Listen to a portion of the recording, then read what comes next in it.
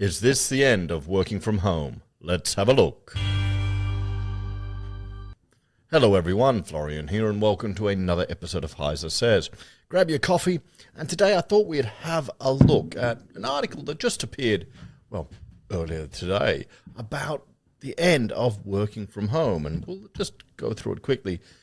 I'll link to it in the comments if you want to read it yourself, but Fair Work slaps down an Aussie dad's work from home request to help care for his school-age kids in a bombshell, apparently, workplace ruling. I don't know if it's really a bombshell ruling. If we go through all the stuff here, he's got kids. How old are they? 10 and 8 and 10. Okay, 8 and 10. So they're in school. So during the day, you kind of don't need to be at home. It's peaceful and quiet. I have experienced rare moments of peace, which is hard when you've got so many kids. So until late 2024, he'd been working remotely on both those days. So he wanted to get 2 days working from home. And he used to up until 2024, after the pandemic. Under a hybrid model adopted by InterSystems following the pandemic. So InterSystems is the company he works for. Is he a software engineer? Does it say what he does? A technical specialist at a global software company. So, you know what? Let's bring up good old Copilot and we'll ask Copilot, what is a technical specialist at a software company? Let's see if it gives me an answer. A technical specialist at a software company is like the Swiss Army knife of tech experts, someone who dives deep into specific technologies to keep systems running smoothly and helps teams solve complex problems. Troubleshooting, system implementation, documentation, training, collaboration. Okay, so how they're different from other roles. Software developers build, system admins manage servers, and technical specialists implement, support, and optimize tech systems. Okay, so I mean, that is a job you could do remotely. I mean, how much of the support you would be giving would be over the phone? I mean, my first ever job was as a network admin, and I had to give desktop support where you'd have to walk up to people. I still remember one architect.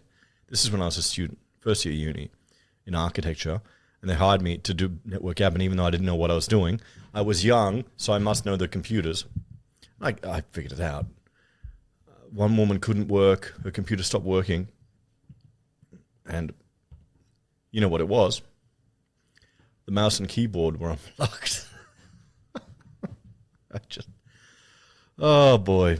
Anyway, okay. So he's got a technical specialist job at a software company, kids aged 8 and 10. He had been working with 2 days off. In November the same year, the company announced it was ending this arrangement and staff would need to return to the office 5 days a week from February 2025. So in November, they stopped it. They said, nope, back to the office. And, I mean, I can see both sides of this argument. I can see why it's important having people in the office because then you can collaborate. But we'll discuss a few other issues here. So he lost the case. Mr. Collins had conceded in cross-examination that he had no specific caring duties between the work hours of 9 and 5. And he shared drop-off and pick-up responsibilities. So, yeah, he lost the case. Now, when I first read this, when I first saw this, I thought, you know, who was going to bitch and moan to work cover or, you know, workplace ombudsman or fair work, whatever it is, because your conditions have changed at your job? Doesn't that seem like a pretty dangerous move? It's going to destroy your reputation, and word will get around. Why would you do that? You know, are you a troublemaker? Wouldn't it be smarter if you've got the technical capabilities to start shopping for another job? Because now every time you search, you're going to see his name there in the news. Go for another job that'll offer you the conditions you want. But it could also be, well, I mean, what's the IT employment market like? Let me know in the comments. I hear all the negative news over in the US, and Microsoft just laid off, 9,000 people. Game studios are going under, shutting down, projects are getting cancelled. So maybe this is why, but I mean, would you want to rock the boat? Now, I work from home. You know, I've got the office set up here in the house. The other one there, I'm working there. I've got on the laptop. I've been working from home for years. If you have a look at the first video on this channel, that was us just starting to work from home. So we've had offices before, we've had staff before, and we've scaled back. I can have a comfortable life, making decent coin, more money sometimes than when I had a whole bunch of people. That just shows you the fun of running an office, because I mean my overheads are a lot lower, and I get to spend time with my kids. So I can see why people want to work from home, but I can also appreciate the business side of things. My concern is that you've got younger people who are starting their career. They need to be in that office environment. They're going to miss out all the just background noise learning, being in that environment, listening to other people solve problems, listening to the phone conversations where the senior architect is discussing an issue with a builder on site to get to a solution. They're going to miss a lot of that out. And that's an important part in your career development that people don't even realize. I know working from home, I mean, you save on the commute too.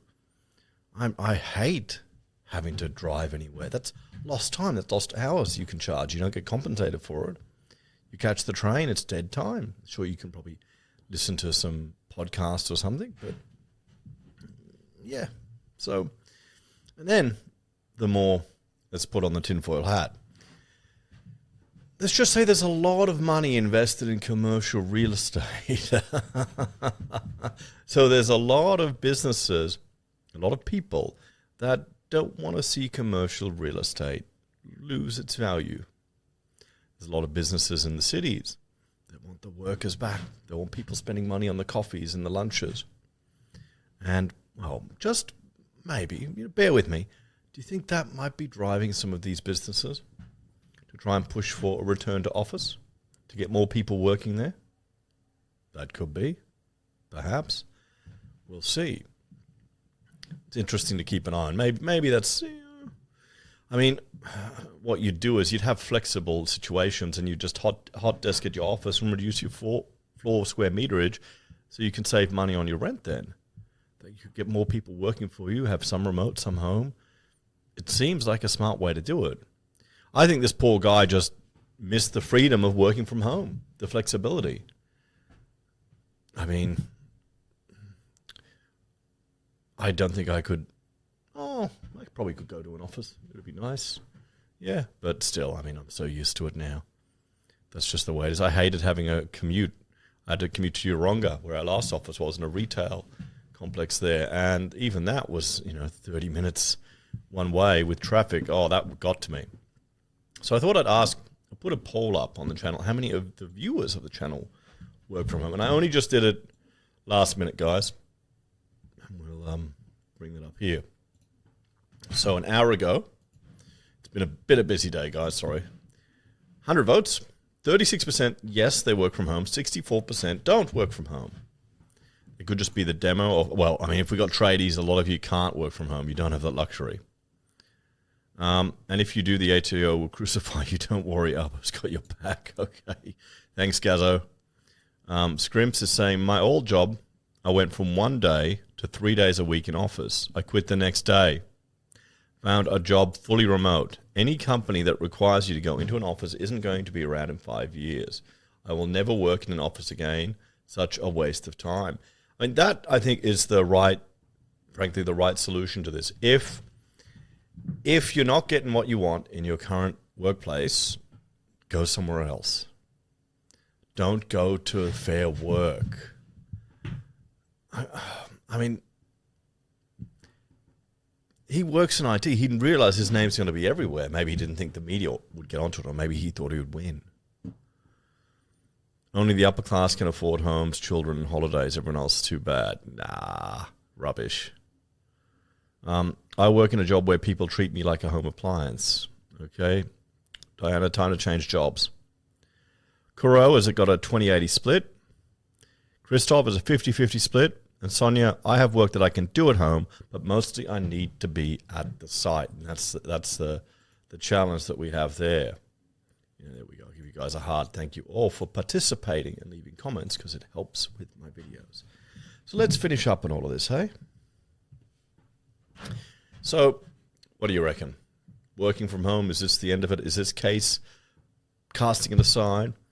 No, I don't think so. I think working from home, flexible meetings, people using Teams for meetings all the time, that's probably one of the best things that came out of this pandemic. More flexibility in people's lives. And a bunch of normies finally catching up to learn how to use technology.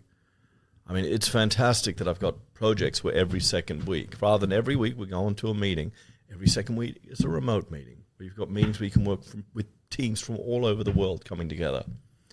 So, no, I don't agree with, I don't think his approach to go to Fair Work was the smartest solution, because even if he won, I mean, that's going to damage his reputation in the company, and his name's going to get around. I don't understand. Maybe that's just my old-fashioned boomer mindset.